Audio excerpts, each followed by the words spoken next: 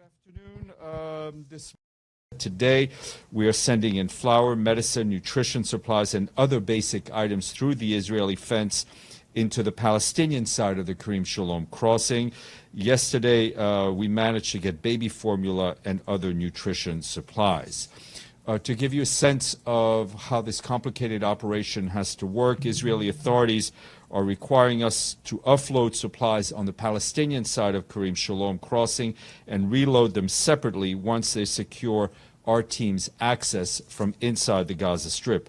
Only then are we able to bring any supplies closer to where people in need are sheltering. Today, one of our teams waited several hours for the Israeli green light to access the Karim Shalom area and collect the nutrition supplies. Unfortunately, they were not able to bring those supplies into our warehouse. So just to make it clear, while more supplies have come in to the Gaza Strip, we have not been able to secure the arrival of those supplies into our warehouses and delivery points. Palestinians prepare to bury the dead after an Israeli airstrike on this school-turned-shelter for the displaced in Gaza City. Despite mounting international pressure, Israeli planes struck across Gaza.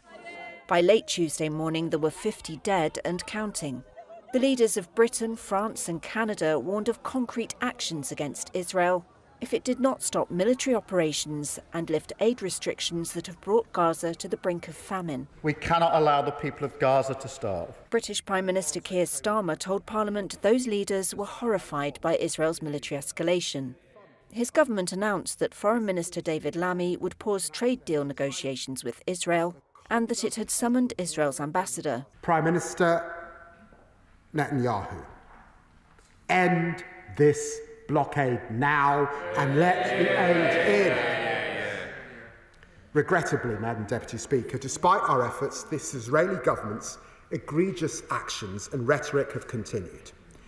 They are isolating Israel from its friends and partners around the world, undermining the interests of the Israeli people, and damaging the image of the State of Israel in the eyes of the world. Israel's military has killed at least 500 people in just over a week, Palestinian medics say, and more than 53,000 Gazans in total during the war, according to health authorities. On Monday, Israel allowed just 9 trucks into Gaza after a 2-month total blockade. On Tuesday, the United Nations, which says Gaza needs at least 500 trucks of aid and commercial goods every day, said it had now received permission from Israel for about 100 aid trucks to enter. And these are commodities. Jens Lercher of the UN's OCHA humanitarian office said they contained baby milk and nutrition supplies, without which babies were in mortal danger. Even Israel's ties with its closest ally, the United States, now appear strained. Yair Golan, former deputy chief of staff of Israel's military and current leader of the opposition Democrats, told Khan Radio Israel risks becoming a pariah state.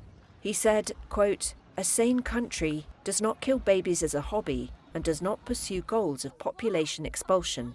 Prime Minister Benjamin Netanyahu said Israel was engaged in a, quote, "war of civilization over barbarism," and vowed it would continue to defend itself by just means until total victory.